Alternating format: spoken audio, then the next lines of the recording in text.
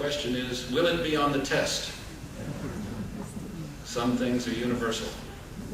But what we're talking about here is the teacher as enabler. The teacher as someone who, in working with the students, causes them to investigate and learn, to be independent learners.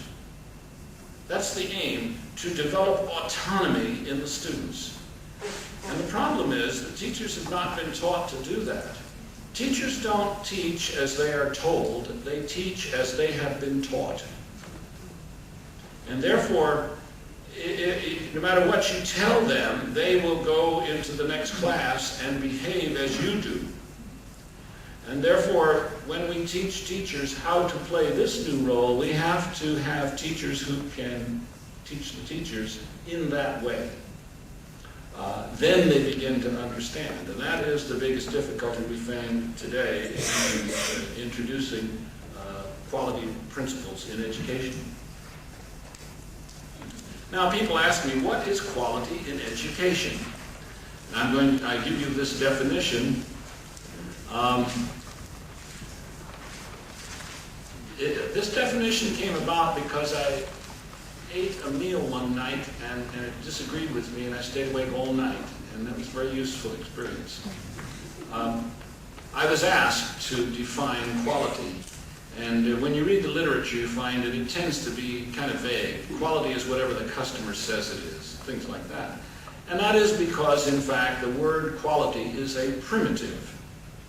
How many, I don't know, I suppose it's available over here, there was a very popular book written a number of years ago, 1974 or so, called Zen and the Art of Motorcycle Maintenance. Have any of you read that? So show of hands. All right, many of you have. And you know that that book has a central theme in which the author is trying to define the word quality. And he concludes that quality is a primitive idea, and it is not to be defined by appeal to something more primitive. Right? And I was once asked, and I gave this answer, that quality is like love. You know, people have tried to define love, and we've had poets and playwrights and songwriters through the years, and you try to explain to your children what love is, and finally you say, well, you'll know it when you're really in love, and sometimes you'll be fooled, but you will know, because you can't define it in to appeal to a more primitive idea. And so what I did was to say that for manufacturing, quality is what enables your customer to have a love affair with your product. Now, you can have an infatuation by lowering the price or promising things. You tell little white lies, but it won't be sustainable. Now, what I've done in that definition, of course, is to cheat a little bit. I define quality in terms of love. Everybody thinks they know what love is. And here, what I've done is to define quality in terms of pleasure and joy, because our objective is to hook the student on learning, to make a learner for life. That is the essence of a quality education. Then we have to talk about how to do it. But that, I think, is a useful definition, because if somebody says they are giving a quality education, you can go to the place and ask and observe, are the students so excited about learning that they do it without being coerced? Are they doing it without being under duress? Then you have a quality education. You may not have the features that you are looking for. And I made this point the other day. You can have a one-room schoolhouse in which you do not have the microscopes and the computers and the gymnasium and all the other trappings, the features. But you can have students who are hooked on learning, who are eager to learn, who work at it very hard. And they are somewhat better off than the students who go to the big school with all the equipment and they resent having to be there. They can't wait for recess. There's a And I've seen it because you learn a lot. When you finish school, you're not finished with learning. You keep learning. Most of you learn most of what you need to know out of school. I know I learned an awful lot at about 2 a.m. in the morning in the back seat of the Ford V8. So basically, we say that we must create a situation where there is joy in learning and where the student becomes an independent learner. And you don't get there without constant negotiation and discussion with the student. And when I used to do a lot of work in industry, and when I tell people in industry, you must be constantly in discussion with your customers because their idea of what is joyful changes. Your competitor introduces something new, and then suddenly they're looking for it from you, and you have to find out how to deliver it and do it with quality. And as students grow up, what was a joy in the 2nd and 3rd grades is absolutely boring in high school. So there is a constant interaction required. What we have in mind is that the students are to be co-managers of the learning process. I make a very important distinction between the objectives and the process whereby you attain the objective. The objective in education will be determined by the adults of the community.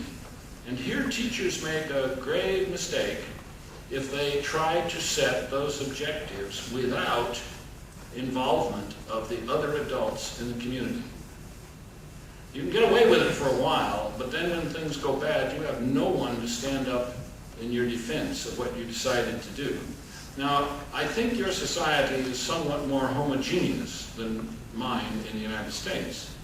In the United States, we have many different groups who contest to control what is taught in our schools. There's, first of all, what we call the religious right, and then we have people who are more free-thinking, we have people with specialized interests, and they all want to influence what is in the content of the education.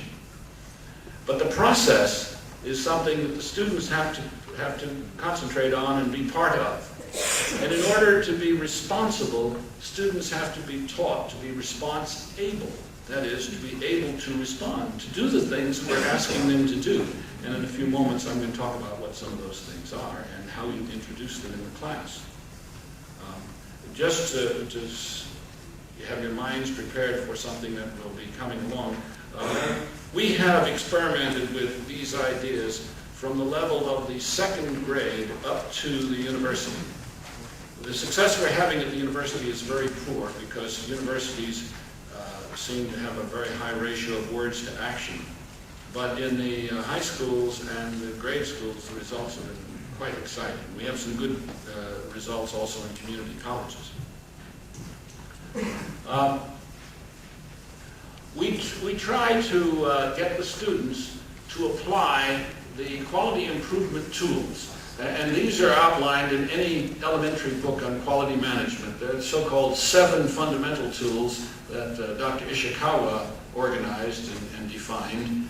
And in this town, I'm sure there are many companies that are involved in quality. And you, as a teacher, as teachers, should find out from your students which of them have parents who are in companies that are involved in quality.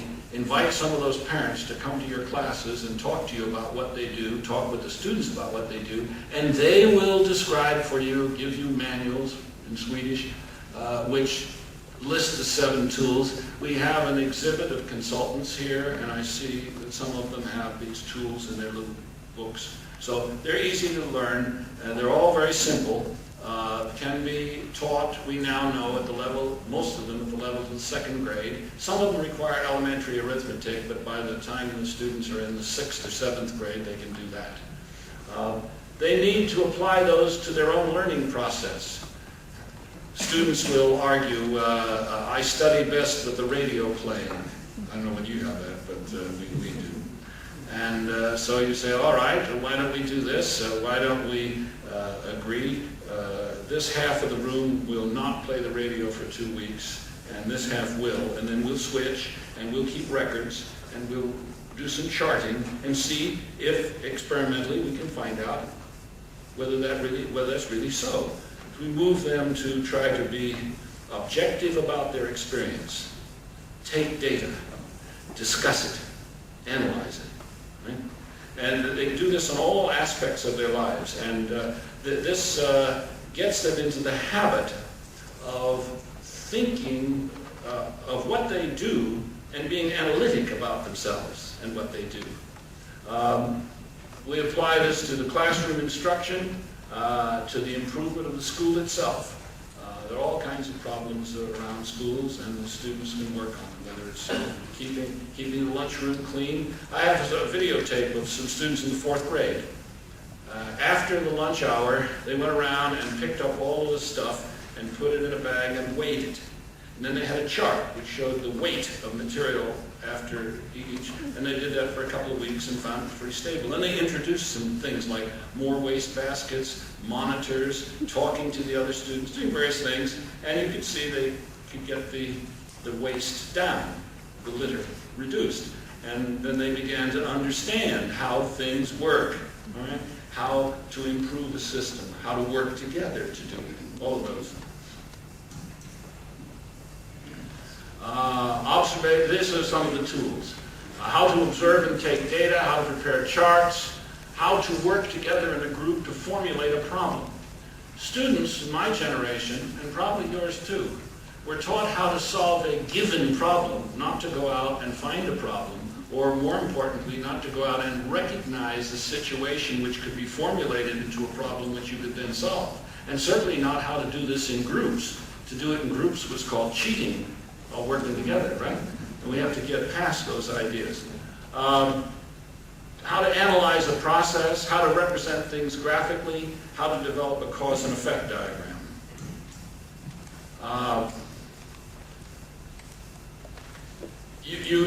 You define quality by going to customers. So the student, you ask, is the learning process something that you enjoy? If it isn't, let's figure out how to make it something you enjoy. Let's not substitute something joyful for the learning process. That's not what it's all about. We want you to like what you're doing. Okay? If you don't like what you're doing, let's figure out a way to make it joyful. And it's amazing how, this has been amazing to me in the last 6 years as I've observed it. We get students involved in that question and working on it, and then they change. If you have no experience with this, you're apt to say, I'll never get these kids interested. It's not true. Once you start working on that, you start paying attention to their suggestions, they respond. The parents have a different view. They want to know what you're trying to do and are you getting it done? And the employer wants to know, of these things you're teaching, is there anything in here I'm going to be able to use when I hire these kids? And in society, are these kids going to be well behaved? Are they going to be responsible? So as you look over what you do, and as you look at the process whereby you do it, you have to recognize that you have different customers who have different interests, and they are not in conflict. It's not a conflict situation. It only seems to be a conflict situation because we haven't recognized the essence of it, so that we talk to different people and say, oh, everybody wants something different. Well, yes, they do, but they want, the things that they want are not in conflict.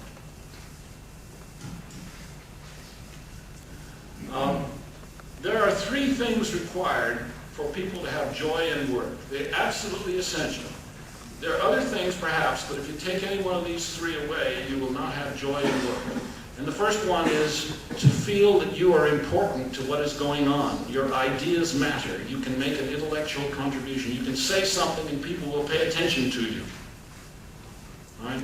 That's very important. The second one is you're not locked in place. This is not a good situation. You folks have to sit in one place for 1 hour. And by the time that's up, you're glad to get out. Not necessarily because I do a bad job, but because to be required to sit and be a prisoner is not satisfying.